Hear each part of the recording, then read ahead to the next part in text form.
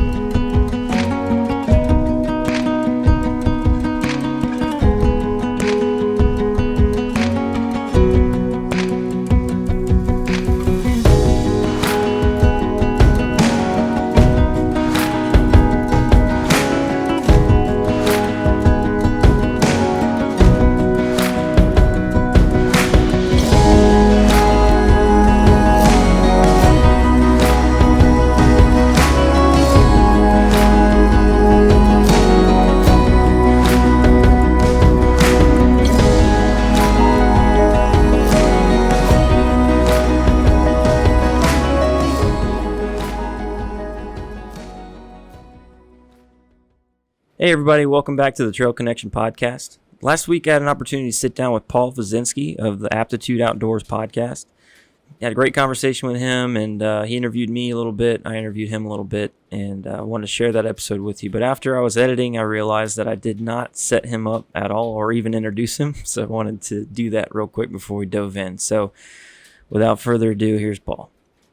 Hey, Tim. Nice to meet you, man. Finally get to talk in person over, what is this, Zoom? I don't know what we're using right now. Yeah, some goofy thing. You're down there in Florida. I'm up here in Ohio. And, man, I've been listening to your podcast, doing some awesome stuff. You're an outdoorsman, near and dear to my own heart of the outdoors as well. So what's your kind of background? How'd you get into the outdoors, and where did this passion come from to start a podcast, Trail Connection Podcast? Well, to give you the Cliff Notes version, the first couple episodes of my podcast, I do a real deep dive into kind of the background on why I got started. But growing up, I've always been an outdoors guy. Always loved fishing and hiking and camping, that kind of stuff. And the last couple years prior to starting the podcast, I just kind of dove headfirst into my career and got really overwhelmed with my job, and to the point where I didn't really have a whole lot of external stuff going on. And I didn't like that. I didn't like where I ended up. I didn't like how consumed I was with my career and how burnout I was getting. And so decided I was going to do something that was not going to be able to turn into an entrepreneurial activity, because I'm kind of a business savvy guy. So I was like, I need to get into outdoor activities. I need to get into outdoor hobbies, because it's stuff that I love doing growing up, and it'd give me an opportunity to get involved with something that I can't just turn around into some kind of business. So started doing that, and then along the process of really kind of rejuvenating and getting back to the basics with just for a love of the outdoors and learning some skills that I'd be able to enjoy with my kids when they get a little bit bigger, I was like, this is a really cool process. I want to document it. So, hey, let's do a podcast. And so it does kind of like borderline, this could potentially be a business. But I've got my wife to kind of keep me in line. So she's like, that's not why you're doing it. That's not why you're doing it. So, but yeah, just it's just an opportunity to go see some cool places and learn from some people that have a lot more experience than I do. That's kind of what it's all about for me right now. So I've been enjoying it. I'm coming up on 1 year with a podcast, which is crazy.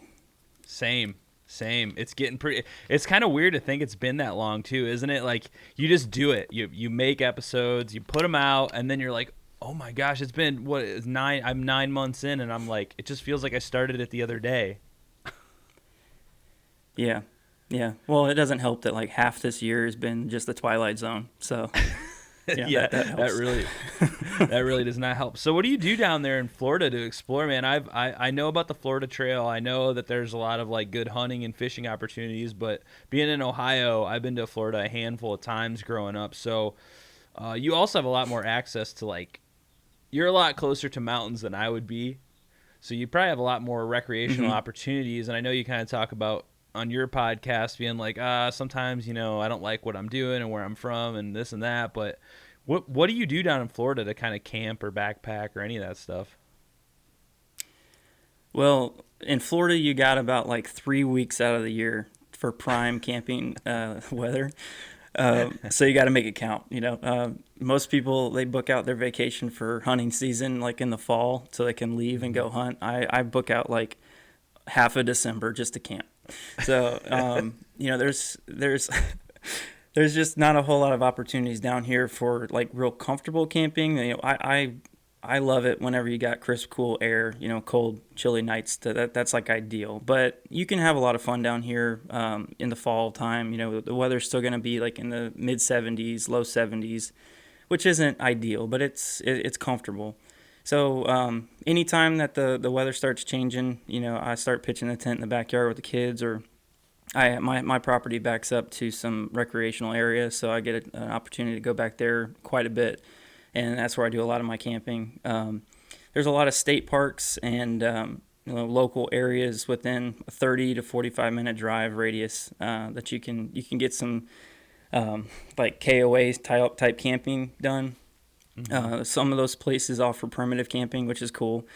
I do a lot of kayaking. I do a lot of on Hillsborough River and Manatee River. Different spots around here. There's a lot of springs to go tubing or swimming or kayaking on. We're about an hour from the beach, so I have an opportunity to go out there quite a bit. Do a little bit of fishing. My brother's more of the hunter and angler of the family. I'm kind of the outdoorsy hiking and camping kind of guy. He always says, if I'm gonna go walking somewhere, I got to kill something to make it worthwhile. So, He's not going to be on the podcast, I don't think. Yeah, that's one thing I've noticed on your podcast, man. You're a very deep thinker. Like, you think about stuff way more than anybody I know in the outdoors world that I know with the podcast and all this. You're always like real considerate of what you're doing. Like, you can take a backpacking trip and like think about it and talk about it just solo for an hour, whereas me, I'm the opposite. I've been trying to think of how to do a solo podcast, and I'm just like, I don't have anything to say. I just show up, bumble around, like, that was fun, and then I just go on to the next thing. So I really enjoy that aspect because it like kind of slows down and makes you think about the outdoors. So is that just how you are as a person? Like, you seem like a thinker.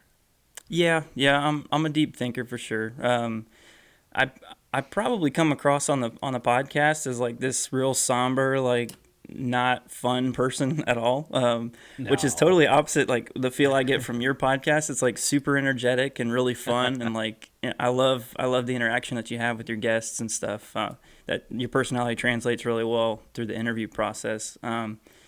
But, that's not me. I am definitely like a thinker and one that kind of can find some deep meaning in stuff. A great scenery or a good atmosphere can really kind of spark my imagination. But, as far as that just being who I am all the time, like, I assure you, I wouldn't bore you to death if we went camping together, studying the meaning of life about everything. Hey man, I need that. I don't think about anything. We just got back from Pictured Rocks up in Michigan, and it was like boom, boom, boom, boom. We take pictures, we run, we do the trail. We're gonna go this place, this place, this place, and we drove home. So it's like I'm just like 24/7 energy, and then I crash. That's what I do. That's all good. But I know it can be fun. I think we need that though. Like, there's a dichotomy between what you do and what I do. Yeah. And I really enjoy that you do a lot of your podcasting out in the woods because, I'm always in this controlled environment. I mean, if people are watching this, you can see I'm in this room. You can hear a lot of ambient, like, woods noises. The one I just listened to earlier, you were kayaking. You could hear, like, owls in the background, and it's just, like, this awesome ambiance to the podcast.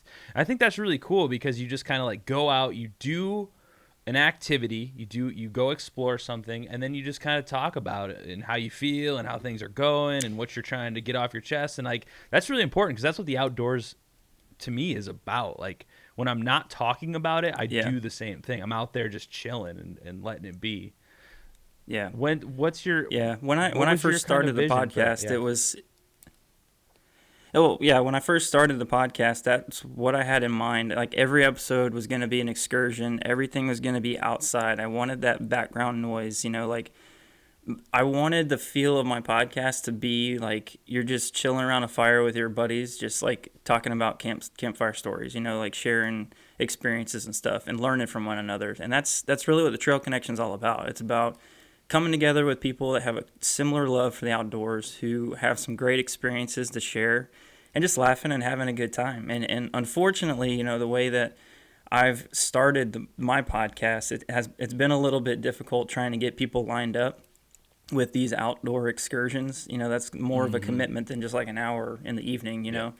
So I've had to adapt, and so that's why you got the studio. That's why I've got this set up to where I can bring some people in and maybe just splice over some video of a cool trip that I've taken. But ideally, I want it to be excursion based, and so as I progress through the season that I've got planned, then there'll be more and more of those types of episodes. But I just want to mix in a little bit of like how to, my thought and philosophy on life in general. And then really, because I'm kind of a newer hiker, I'm wanting to try to bring my audience along the way with like learning about the different processes of selecting gear and planning your hikes and taking these trips and stuff, because it's all kind of new to me.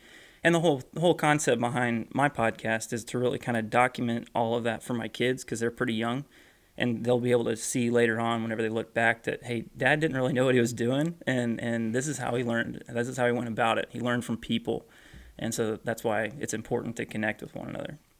Yeah, I really like that you did an episode from the Appalachian Trail, and you kind of talked through the process. I believe it was a 2-part episode. You talked through the process, and you guys kind of just like, you and your friend, sorry, I forget his name, but you guys kind of just like talked through what it was like, what you took out there, how the experience went. And, something that you do a lot of is talking about gear and situations. And I don't do that a lot. I'm more just like kind of telling stories all the time. And I know you wanted to talk about gear. So I have tons and tons and tons of gear, to the point where it's just like, oh my god. I was like gonna go to REI this weekend. I was like, I don't need to go to REI. I have REI at my house. Yeah. So what's that? I haven't gone through that new experience of getting like gear for the first time in a long time. Like, I know what I want. I know what I have. Yeah. I know what I need. What was that like for you to kind of just like go through that process of like finding out what works and what doesn't? What'd you start out with, and how'd that kind of evolve over time to where you're at now? You probably have it pretty dialed into what you like. Yeah. So the first backpack I ever used, the first one I took on my first AT section hike, was a Teton bag, and that was given to me by another friend, actually the guy who went with me, John. And it was one of those things, is like I didn't have a ton of extra money to throw into it, but it was something that I was like accumulating smaller gear, which, by the way, I've got a ton of gear too, and half of that crap I don't even touch anymore. So like, rookies that are listening, if you think you need it, you probably don't. So just Nope. get it off your Amazon cart. So I started out with a Teton bag, and ended up buying a decent sleeping bag and just some ultralight type gear. It wasn't anything top of the line at all. Basically like Amazon specials, Got enough stuff to get going, and then realized that I packed like 20 pounds too much in my pack.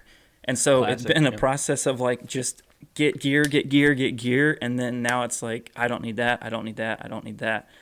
And so I don't really have a great technique. It's more so just like I haven't touched that since I bought it, so get it out of the pack. So I'm glad that you brought that up, because I wanted to talk to you about your experience of doing a thru hike, which, by the way, dude, that's like top notch. I respect anybody who has been able to do a full thru hike on any of these trails, but especially the AT. That one's near and dear to me. But major props to that. I do want to talk about that in a couple minutes. I want to get some information about that. But kind of the idea that I had when I wanted to talk to you about gear was, if you started this thru hike, if you kind of started at the same point where you're trying to plan for this full hike, was there anything along the way that you're like, I got to dump this, or I'm going to definitely need to get this at the next stop? How did you work through that process of like getting your pack ideal along the way? Dude, it was so much trial and error. It was so my before through hiking the AT, I literally did not have any experience. Like I would hike this local trail that's like 10 miles up the road from my house. It's like a 15-mile trail. And I did my research. Like I went online. You know, we're lucky to live in an age where you can look up anything on the internet and YouTube. And we're, you know, it's kind of a curse as well because everyone has an opinion on everything. And yeah. I really just was like, my mindset, even then, before I knew what I was doing, was like, I know I'm going to be walking really far every day, so I don't want a lot of stuff. So I researched it. This is 5 years ago, so the gear's gotten even lighter and more affordable since then. And so I was like all in. I went to REI. I tried on packs. I got, you know, the best of everything that I could think of, but while trying to balance the price because I was going to be living off of my bank account for 6 months. And yeah, man, it was a lot of research. I ended up going with the lightest gear that I could afford, which is always kind of my suggestion to people starting out is like, you don't have to buy the $350 backpack. You don't have to buy the $200 sleeping pad, especially now. I mean, when I started out, a Thermarest Neo Air was like $250. And it's a great thing, but they make $70 sleeping pads now that are pretty dang comparable to that. So it's like, you know, but I did the research. I bought the nice gear, which I still use today. I still have like an Osprey, like 58-liter pack, Exos 58-liter pack. It's not the lightest backpack on the market or whatever, but I don't care. You know, like it's a functional backpack. And at this point, like the evolution has gotten so, it's like the opposite of when I started. Like now I don't care because the longest backpacking trip I go on anymore, I would say is maybe 5 days at the absolute most. So I already have all the ultralight, quote unquote, ultralight gear. I used to have these big checklists and I blah, blah, blah. And now it's just like, I've done it so many times. I just know what I need. And it's super easy in my brain. Like you need something like a sleep system, whether it's a hammock, whether it's a tent, like whatever you want. It's cool. Use it. If there's trees, use a hammock. If there's not, use a tent or whichever you prefer. Like a sleeping pad of some sort, a cook set of some sort. Like I don't even, like the brands don't matter. I'm like, whatever's in the box I have in my garage of old gear that's laying around, I just throw it in a bag. And like food, like it's cool. I'll bring a camera now because all I do is post stuff on the internet.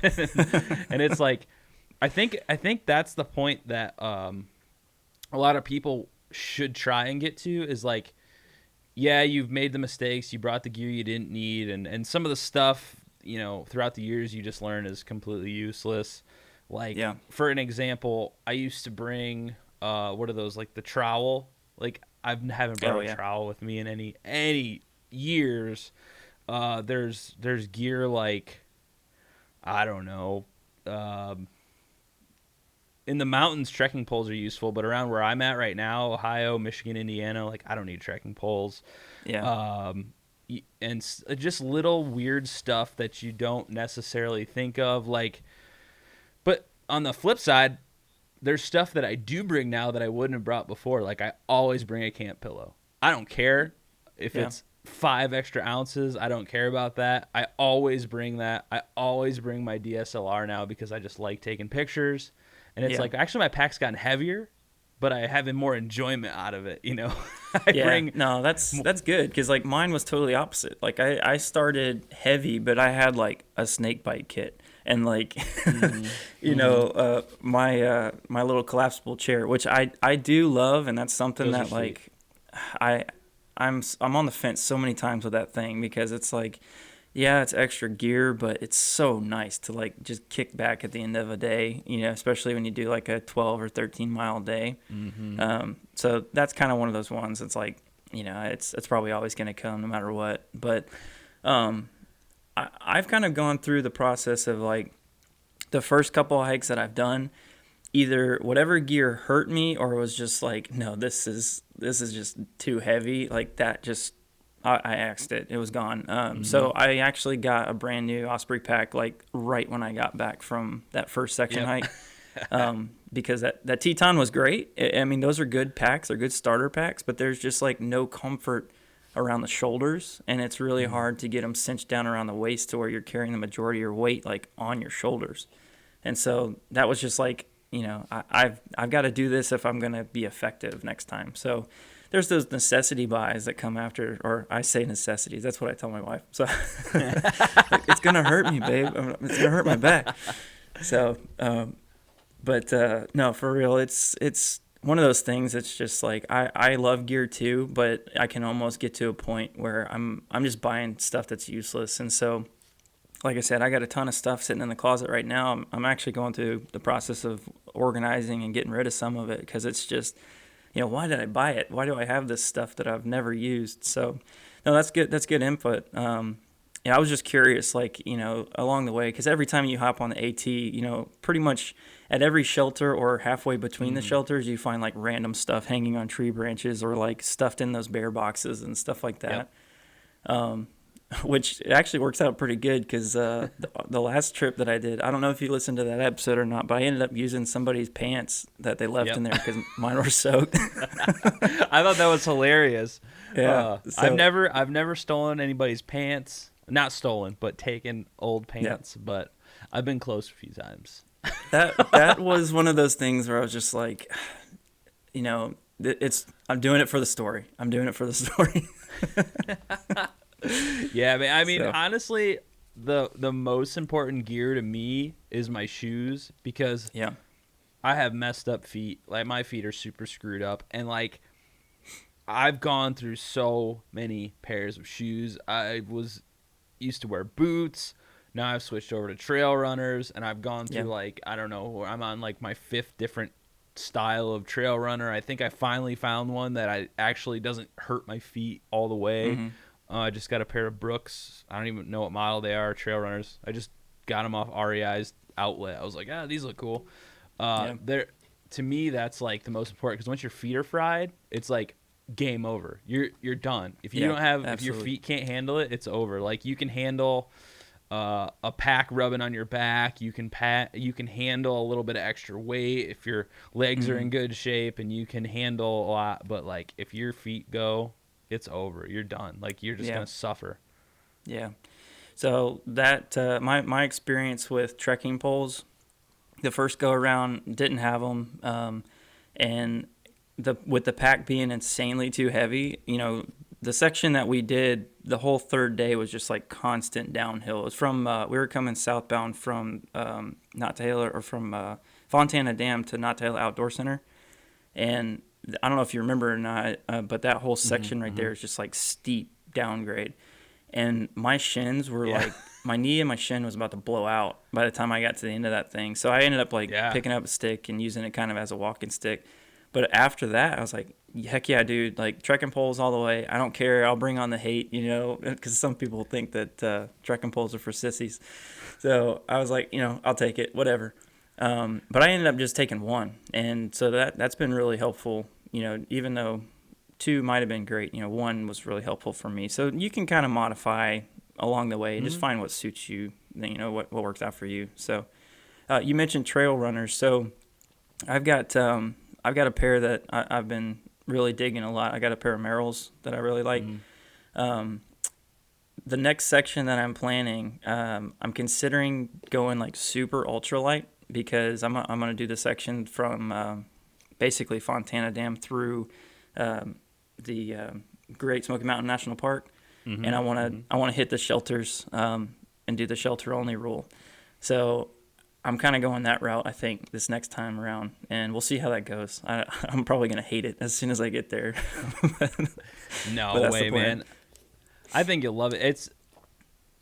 I try not to get hung up on gear, and like as someone who's through hiked, I get that question so much from just anybody, like, anybody who wants to through hike, anybody who's, considering it, wants to know about gear. And I'm like, spend 90% of your time researching gear, going to stores and finding shoes that fit you really well and testing them out. And then the mindset I try and keep now is like you're literally just walking. You're carrying a backpack and walking. Like it's not that complicated, people. Like it really is supposed to be fun. The main focus should be, in my opinion, is enjoying the outdoors. Like my wife and I went this last weekend. We did a 15-mile hike in the Pictured Rocks National Lakeshore, and like, you know, we're not in thru-hike shape anymore. We were 5 years ago. Just had a day pack, a camera, some water, some food, you know, rain jacket, and basically that's it. And, you know, I was dying. Like my like you said, my shins are fried. Like I just feel like crap. But like that, we knew that going in. Like you hike a long day, you know you're gonna feel like that, but that's not what it's about. I got some great pictures. I experienced a completely new place. I got to just spend a full basically 10 hours in the outdoors, and like that's what it's all about. Like the packed trailhead, the crazy stuff that was going on, none of that mattered when you're out there. Even the pain, like you just got to be prepared for that. But if you can handle that, then you can backpack. And the gear is whatever. You'll learn that over time. You'll screw it up, you'll rip stuff, you'll get stuff wet. Like you'll find out that the $35-$40 pack liner you bought is no better than the 1-cent trash bag that you can get at the grocery store. Like it's all just stuff you learn over time, man. No, that's great. And I think that's what people need to realize whenever they're engaging in these types of activities and like getting into hiking. If you have a love for the outdoors, if you have this passion just to see awesome places, like you can still get to those cool places in like the Walmart specials or like you know the Target shoes. You don't have to have brand name stuff. And so I'm planning an episode later on this season where we're going to talk about like fashion or function. You know, like is it worth getting the brand name stuff, or do we, you know, can we get some lighter on the pocket, you know, type of items that would be just as good. You know what's funny? I'm looking forward to doing that.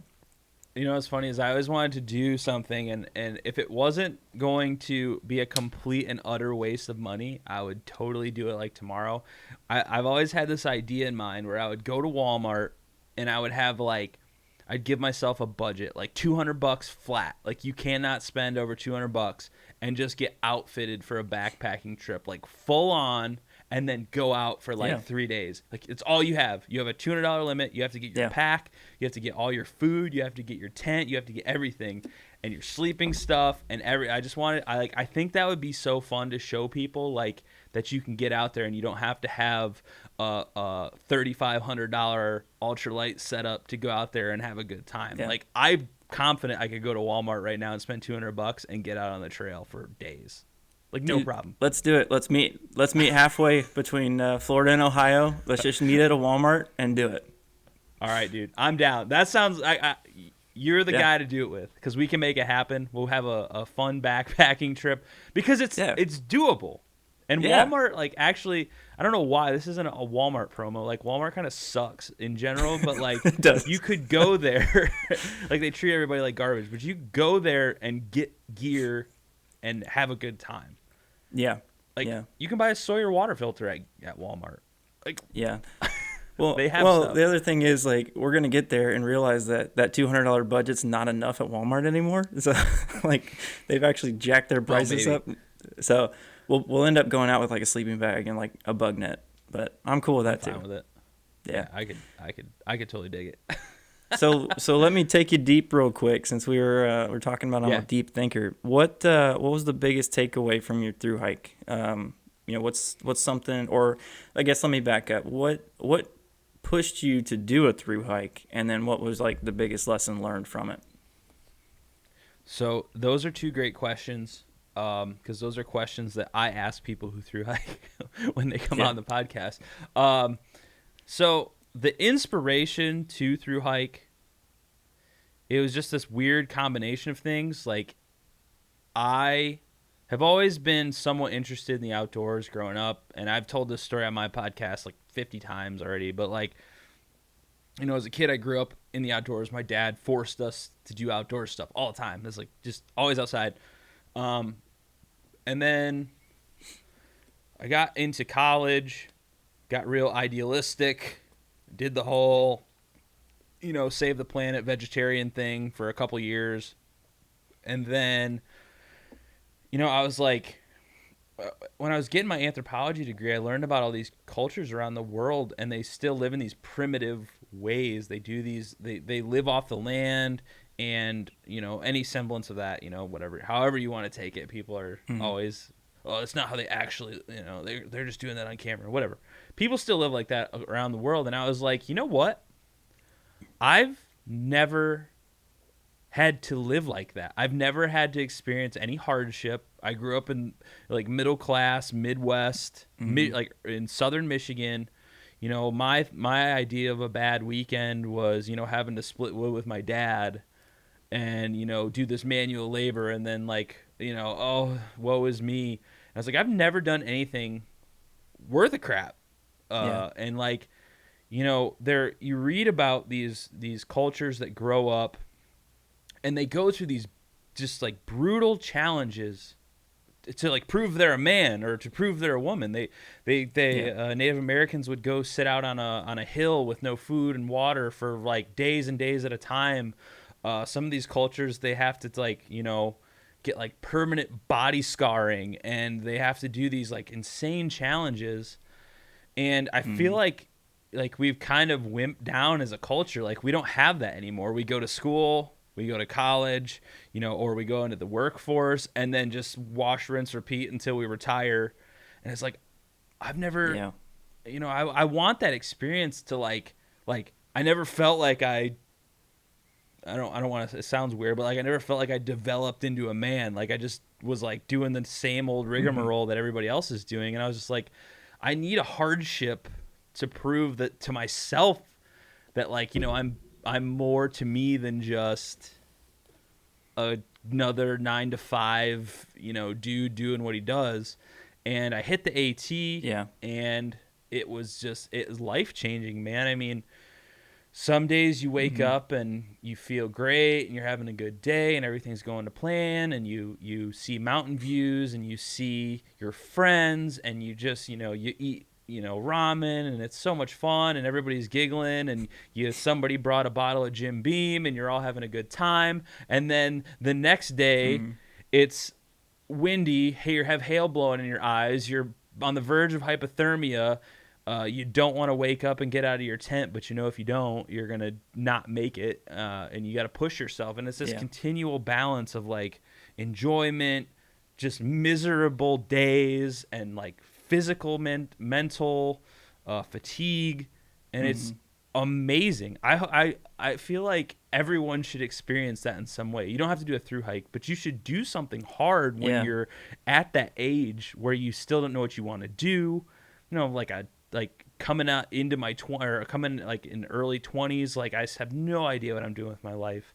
I don't know. I still feel like I don't know what I'm doing with my life. And then you get this like 6-month time frame to just think. There's nothing but you walking and your brain. There's nothing there. It's just you and yourself. And that really like changed me at a core level. Like, believe it or not, I'm not joking with you. Before the thru hike, before all this stuff, I was pretty timid. Like I was shy. Like I'm not like outgoing. I was like scared to initiate a conversation with another person. Like, whoa, I'm not talking to that guy. And like now I have a freaking podcast. So to show you the transformation like of what that can do to someone, because I'm not scared anymore. I've almost like been in situations where I could almost die on the AT. I've been hypothermic. I've been on the verge of like death, and it's like terrified. I've run into bears and all the stuff that you're scared of. That happens. All the stuff that you could ever think of sitting in a couch at home that you never want to experience happens. And then you're like, what the hell am I scared of? What am I scared of? Yeah. And that's the transformation right there, man. Like I am happy to do what I'm doing right now. And I'm very much not scared of things. Like, I'm not like macho man, but I'm not like afraid to do things. Like I would have never reached out to you before in cold conversation. Like, hey Tim, you want a podcast? I would never have done that. I've been like, no, I don't want to bother this guy. And like, that's that life-changing thing. And, not to ramble on forever, but that's No. like, that's a big thing for me. And it's like, I'll never be able to undo that, thankfully, because it was just so life altering. And I kind of wish I could do it again. Like the cards aren't right for me right now. I'm really into podcasting and talking with people that have similar experiences, but like,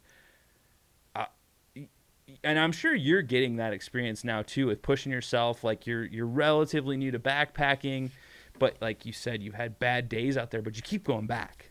Yeah. You just keep going back out there because it's so enjoyable. What do you get out of it?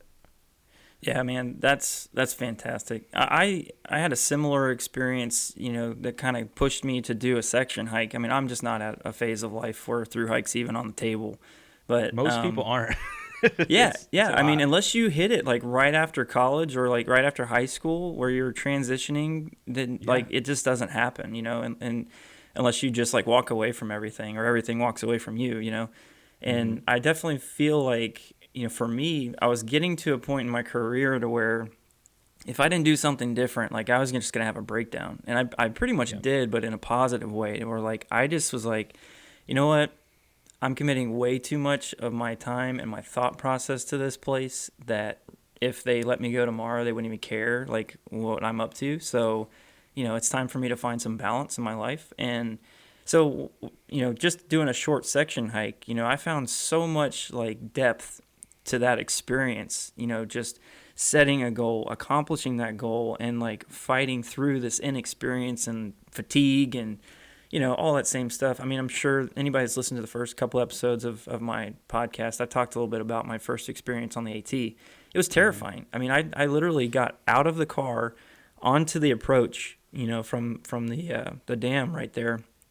And I couldn't even make it up the ascent. I mean, I was hyperventilating and like starting to get lightheaded. And I was like, what the heck did I just do? I just got dropped off in the woods for 3 days. Like she's gone, like the ride's gone, and I got to keep going up. And so, everybody who doesn't physically or mentally prepare for something like that and then hops into it, I'm sure it's like 1,000-fold whenever you're talking about going on a through hike. You're starting at Springer or starting up at Katahdin and working your way down. Like you get on the trailhead and then you start going and you're just like, I can't. There's no way I can do this. What was I thinking? But you fight through that, and every lesson you learn, it comes from pushing yourself through something or working over a hurdle or working over some physical ailment that is starting. And I started making a journal. That first hike I did.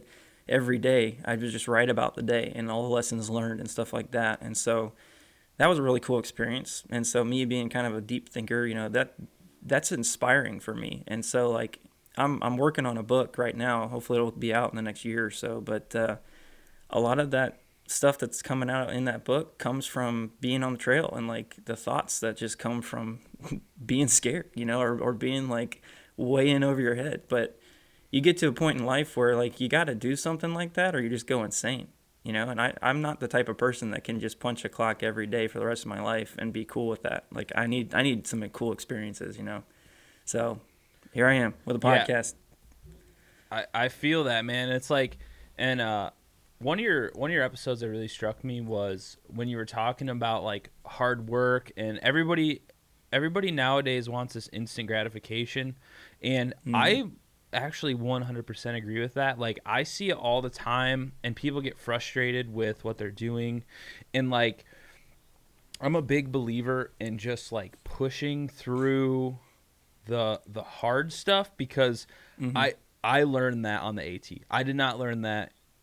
I mean, my parents taught me that, but I didn't internalize it until I thru hiked the AT, and I'm really lucky in that aspect because the cards lined up and I got to do it. But like pushing through things that suck makes everything else not suck. And I don't think that's just an outdoors thing. I think that's a life thing. And when you said that on your podcast, I like really like felt that, because I understand it. Because sometimes like a lot of people listen to podcasts and they're like, oh, all they do is they talk for an hour and then they put it up online. like each podcast you're hearing is probably another like 3 to 4 hours of editing and polishing and all this stuff. And, and it's not to complain. Like I really enjoy doing this. But like through hiking or even backpacking for a week is the same thing. For every 2 days you're out on the trail, you've spent 3, 4, 5 days planning it. And it's not always fun.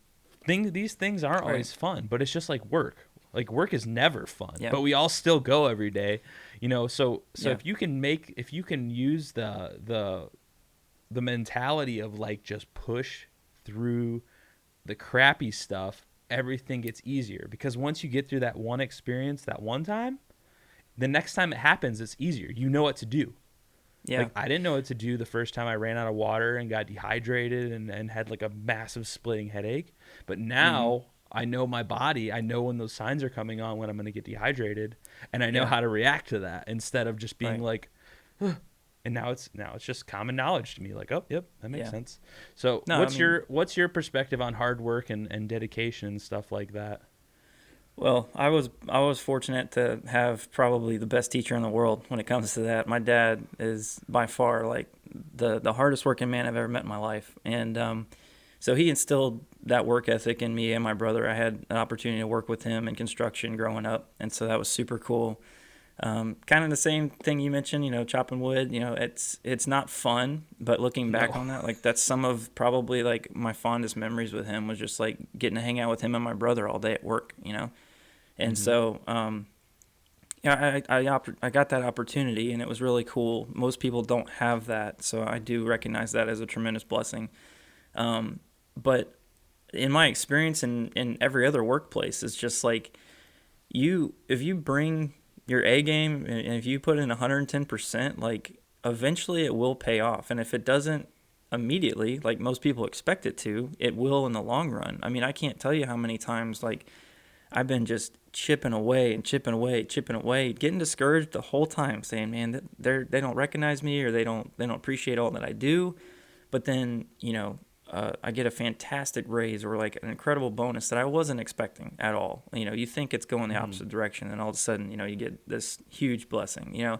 And so, not saying that everything that we do in life has to have monetary gain, but you know what I mean, like.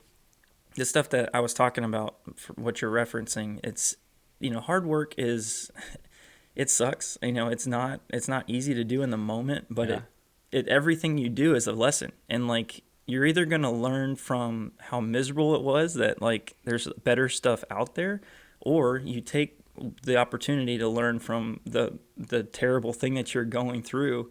And like you said, learn, okay, well now I know how to prevent this, or now I know how to like combat this. And so every opportunity is a learning opportunity. And that's something that stuck with me that my dad taught me, like you look for these teachable moments to like teach others and teach yourself. And so, that's what my life is. It's just like one big teachable moment. So, yeah. One thing that a lot of people are interested in hearing about, and you've covered this on your podcast, is kids in the outdoors. I don't have any kids. I think you said you have 4 kids. Yeah. So what's kind of your ethic with your children in raising them in the outdoors? Because it's not always an easy thing. Like I see it all the time. My friends have kids. They take them out, even try and get them in the outdoors a little bit. And it's just sometimes it's just like they're not about it. But it sounds like your kids are into it. So what are your kind of goals, and what are kind of things you do with your kids to get them into the outdoors? Yeah, well, it really depends on the day if they're into it or not. So there's plenty of days where they're like, "Yeah, Dad, let's go hiking." But as soon as we get on the trail, they're like, "I'm hungry, I'm tired, can you carry me?" And so like that gets old pretty quick, and that makes you want to leave them at home. But I've got the end game in mind here, where it's like the whole reason I'm doing what I'm doing now is because like I would love to do a section hike or a thru hike with my kids. So. Kind of getting them used to this type of thing, getting them interested in camping and sleeping outside and being out in the starlight and around campfires and things like that. Like those cool experiences and like memories of them having a good time and not being like barked at or like miserable, will really help cultivate, a love for it later. Because I mean, all my positive memories of that, I'm hanging out with my dad around a campfire. I'm hanging out with my brother and my uncles or whatever, it's all positive. And so, some of the folks that I've spoke with before that don't care for the outdoors, a lot of that stems from having bad experiences with family or, with friends. And so, for me, it's really just a priority to make sure that the times that we do spend outside I'm extremely patient and like really forgiving when it comes to my expectations. And then also trying to find things that are going to be really memorable for them, to where it's not just like dragging them along to something that I really want to do and they just better like it. Excuse me. But like, that's unfortunately, I think that's kind of how it goes most of the time, because a lot of adults are really selfish with their time, and myself included, to where like I get mad. Like if my kids aren't having fun with something that I want to do, I'm like, come on, guys. Like seriously, you said you want to come hiking. We're going to do a 12-mile hike. Come on.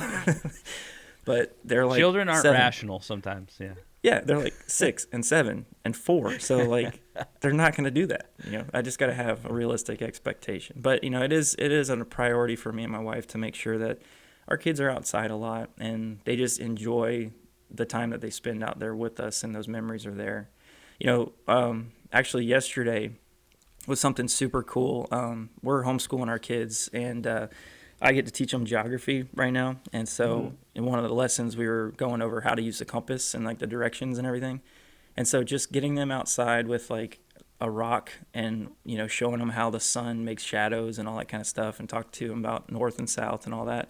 Like they're asking for more geography lessons now, because that was really impactful. So like that's going to be how I hook them, like just giving them really cool experiences to where they enjoy it and they learn, and then they're like, Dad, let's do it again. So that's my goal. That's what I'm going for.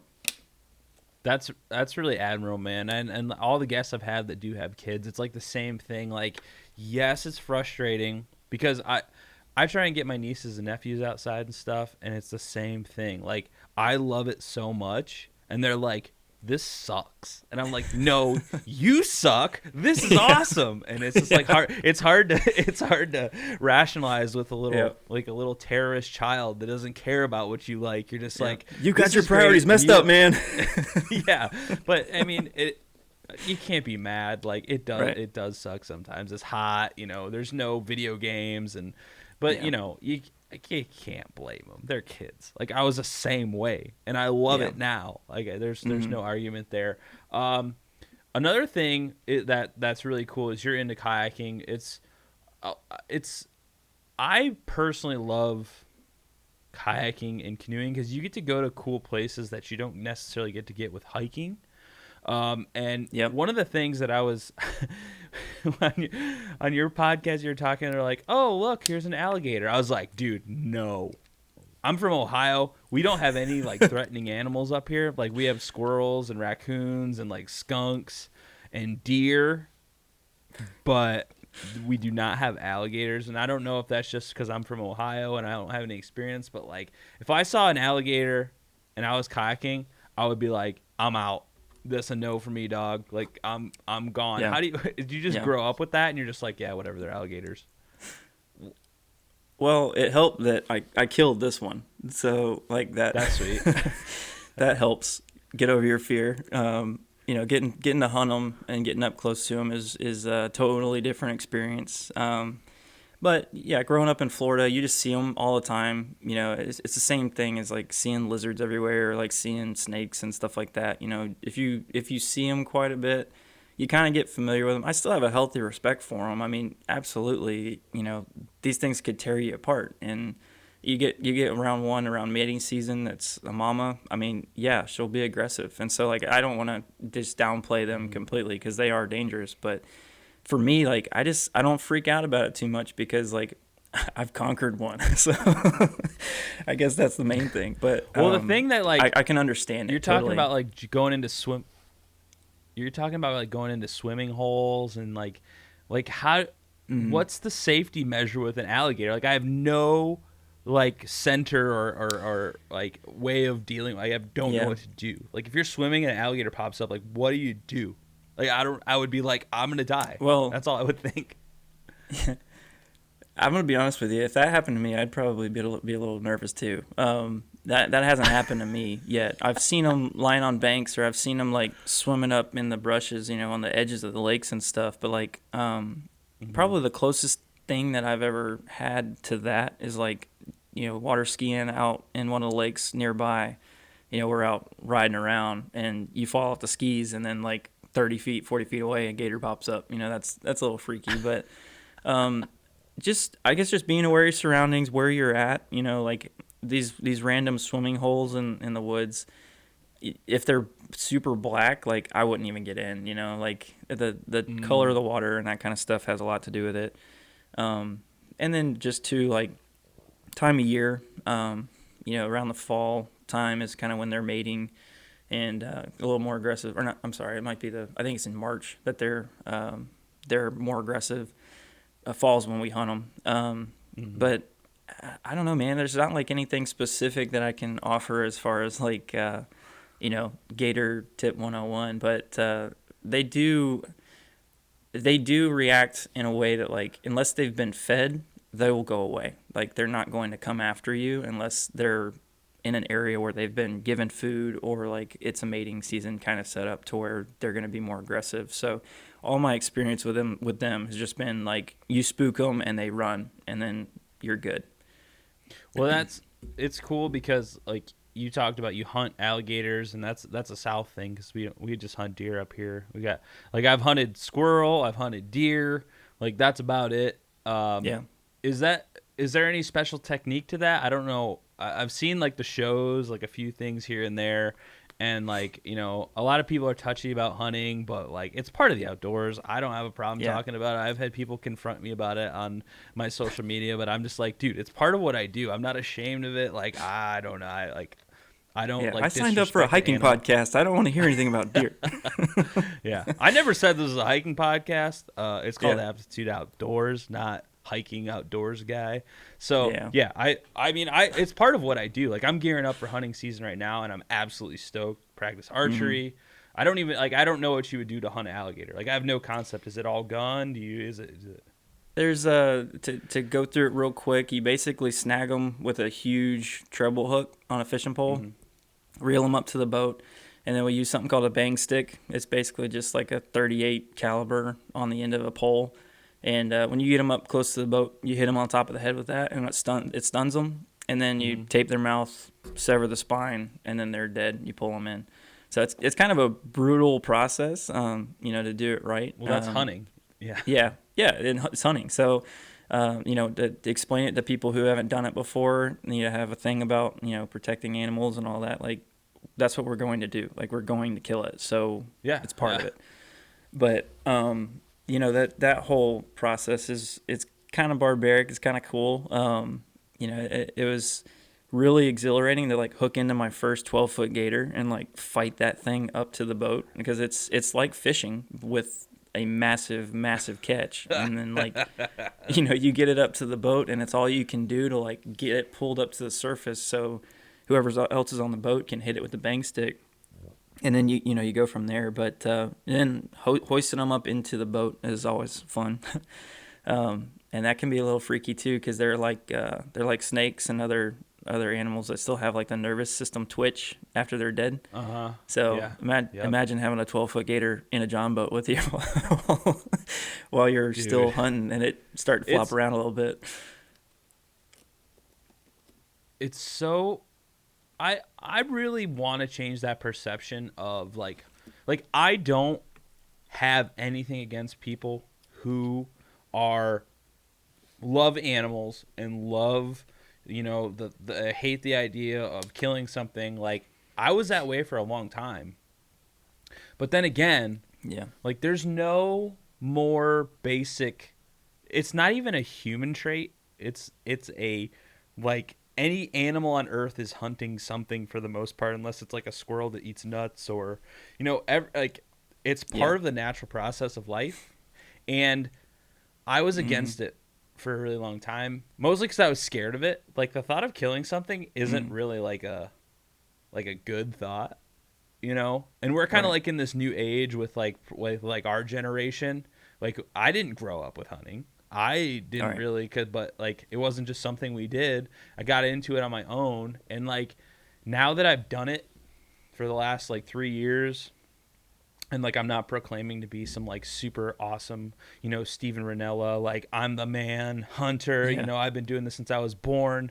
Like it's just something new in the outdoors. It's arguably hunting is 10 times more challenging than through hiking or the backpacking or the AT for me. Like there's so much working against you, and I personally love that challenge. Yeah. Which you seem like the kind of guy who loves a challenge too. And like when you're backpacking, you can screw up all you want and you can take the wrong trail and you can get a little lost and it's usually okay. With hunting, you have one opportunity, and if the deer or whatever smells you or sees you, it's over. Your whole hours and hours and hours of preparation and waiting and sitting there silent, and like one twig snap and your game is over. Like that's exhilarating. I don't know if you feel the same way. I don't know if you've had any experience like that, but for me, it's like, whoo, and then you eat it. Yeah. I don't know if you guys eat gators, but I would. I've had gator before. It's actually not that bad. Yeah, we do eat it. I unfortunately have not hunted anything else. Like you talk to me and you're like, hey, do you hunt? I'm like, well, I hunted gator one time. And they're like, okay, so you're an exotic hunter? I'm like, no, that's like the only thing I've done. Well, there's no shame in that, dude.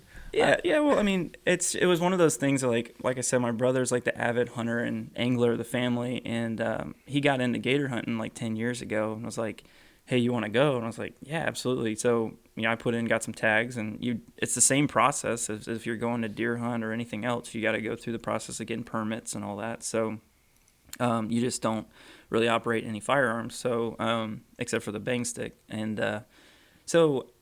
For me, like I have this desire to deer hunt and to hog hunt and do all that other stuff because I would eat it, and I do eat it whenever it's available, but like I just haven't had the opportunity to do that. And any time that I've gotten to a point financially where like I can invest some money into a hobby, like hunting's not at the top of my list. So podcasting is expensive. Yeah. Well, I mean, getting into backpacking and all that kind of stuff, like I'm going down that road. Eventually, like I would love to do what Steve Ranella does. Like just do a weekend trip, go out, hike, kill something, dress it in the field and bring it back. Like that would be awesome. But that's like 10 years from now. Well, and luckily for me, like I'm facing a window right now, if anybody's watching the video or listening, whatever, in front of me, and there's a cornfield like a quarter of a mile like through the cornfield is like a wood lot, and that's where I get to hunt. So I'm very lucky with that. Yeah. But it's something that I feel like a lot of people are either on one side or the other. They're like, oh, I'm like an adventure explorer, kind of like backwoods guy, or I'm a hunter or a fisherman. Like I feel like there's not a lot of overlap sometimes, and I could be completely wrong. I'm just going off my personal experience, but everybody I know is one or the other. Not many people do both. Like the guys I hunt with, they hunt. The guys that I go backpacking with, they go backpacking. I'm the only one of them that does both and enjoys it. So like I don't know. I don't know if it's a generational thing. We kind of grew up in a different era or what, or everybody's different. I don't know. That's what I've personally experienced. I don't know. And it's kind of like what I was saying about my brother. Like if he's going to go hike for an extended period of time, he better be coming back with something. Like that's just his mentality. Yeah. So, for me, like I want to go hike because I want to go see a waterfall, or like I want to go see a mountain top. Like if I get a deer, cool. But like, I just want to go see the scenery, and that's just not how hunters are wired. I guess I'm not a true hunter. I'm not going to say you're not a true hunter, but that's probably what they would say to us. Yeah, that's okay. I'm used to getting a bunch of crap. That's just my life. Do you have any cool trips coming up? I know you're always kind of planning your next big adventure so you can make your sweet episodes.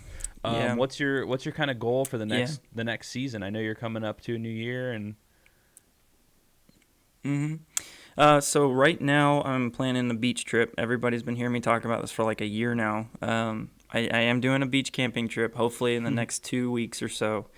I just got to get it scheduled with the way my rotation falls. I work shift work, so when I get a few days in between shifts, that's when I get to do that kind of stuff. And I'm also wanting to do another section of the AT. my last episode, I had on a buddy who enlightened me about a really cool section that's more further south. That's got some ridgetop walking on it. So I'm looking to do some of that. And I also mentioned needing to do the shelters through the Smoky Mountains. So I don't know, man. I got a couple things out there that I'm trying to get firmed up.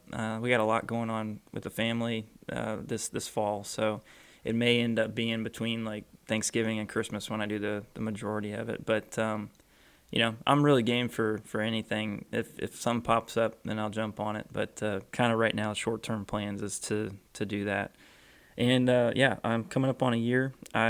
Few days out, and I still haven't figured out what I'm gonna do to celebrate it. So, because it stinks, because I'm kind of off schedule. Well, what I had planned for my first season, I would have been wrapped up by now, and I'm like 3/4 of the way through what I had planned. So, I'm not quite ready to do the celebratory, season 1 ending. But I'll figure something out. I don't know. How about you? You said you're coming up on a year too, or did you just pass it, or are you coming up on it?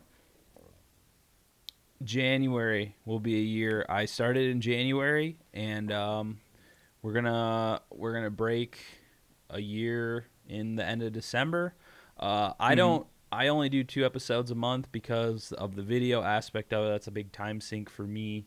It's just really hard for me between working and doing another part-time job, podcasting and social media. So it's like really a lot to keep up with, but that's not an excuse. I'm coming up in a year. I'm very excited because I never thought I'd get this far.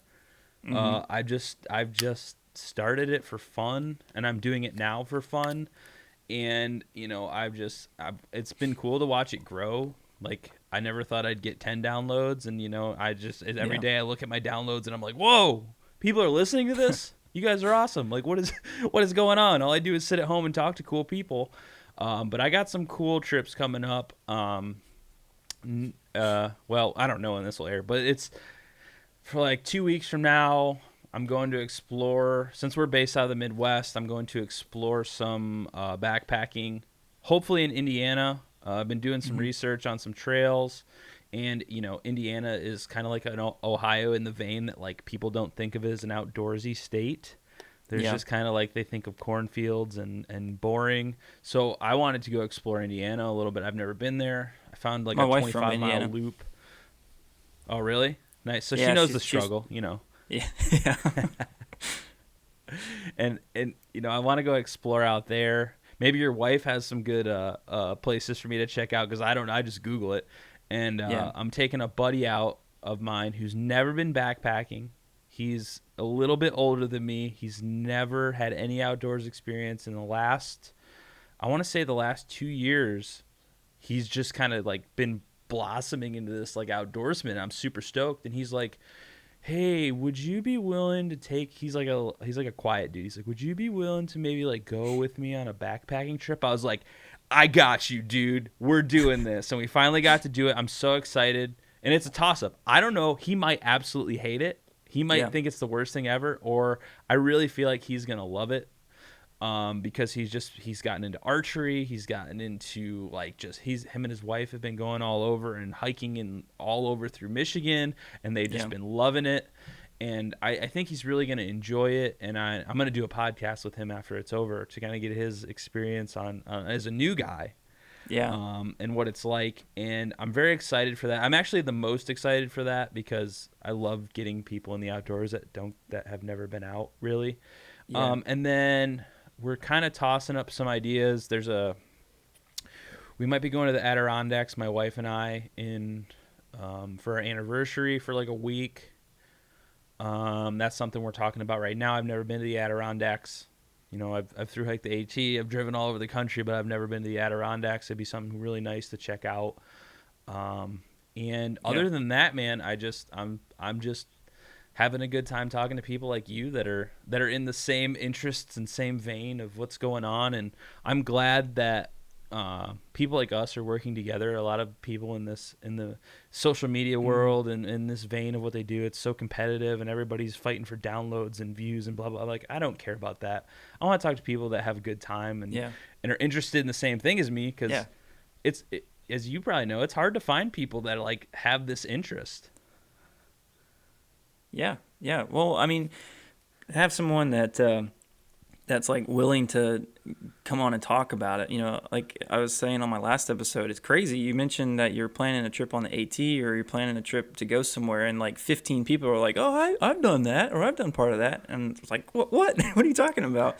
Because you would never know. Like there's all these closet hikers everywhere, but like it is kind of cool to like find people who are like avid outdoorsmen who really really enjoy it, and like be able to connect with them and learn from their experiences. Because I mean, I could talk to people for hours about different stories, places they've gone, things they've done.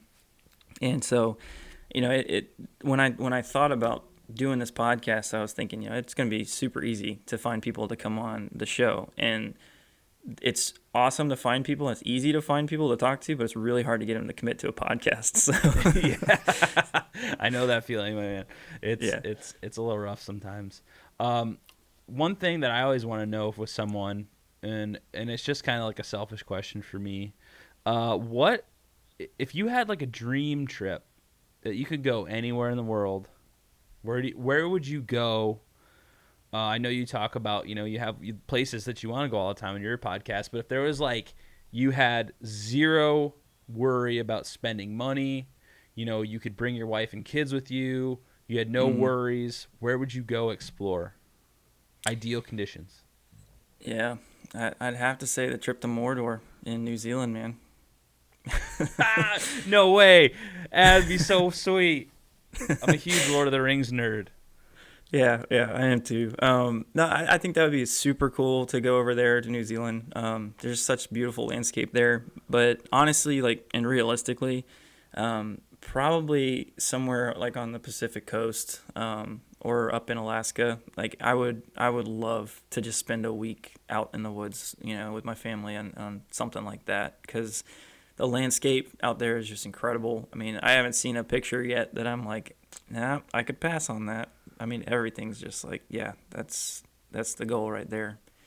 So, but top of notch, like absolute top of my bucket list, may not be like a long hike, but just a destination is Banff. Like Banff National Park is the top spot for me. I want to go.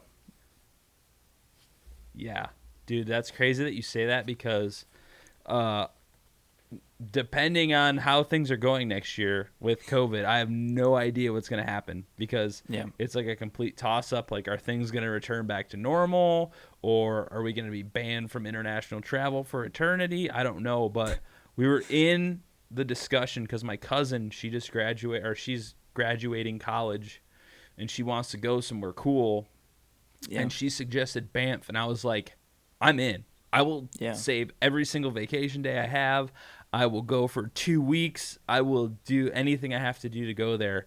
And now we're like in this waiting game. Like, can we go? And it's very frustrating because, dude, it's beautiful. And I'm a heck of a lot closer to Banff than you are. I know, man. I know. we're like neighbors with Canada. Anything you plan for us to go, it's like we gotta save for 3 years just to get out of state. Yeah, it's ridiculous. Yep. but that Banff it's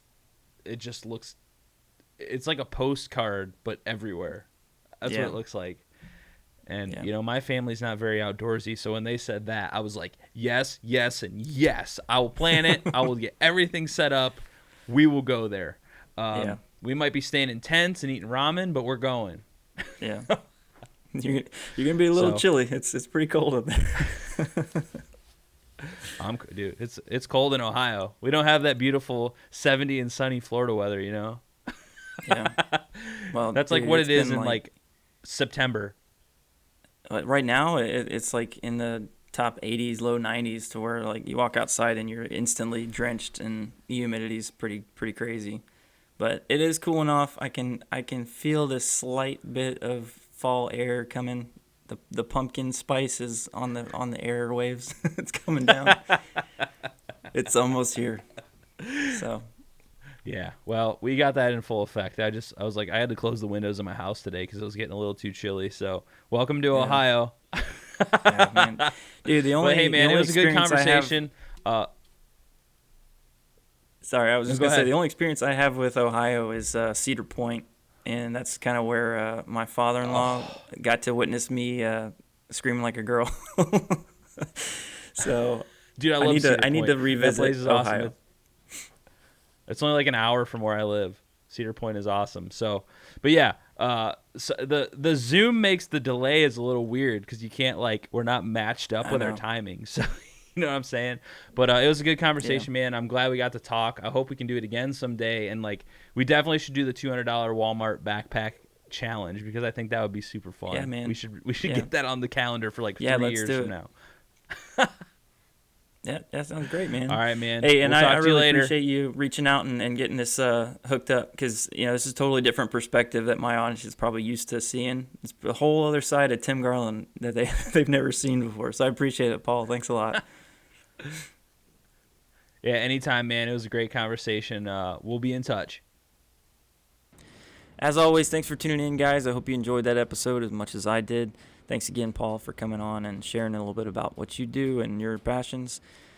Be sure to check out the Aptitude Outdoors Podcast as well as the Trail Connection Podcast on any of your favorite apps, as well as our YouTube channels. And we're on social media as well, Instagram, Facebook. Hit us up at Aptitude Outdoors and the Trail Connection.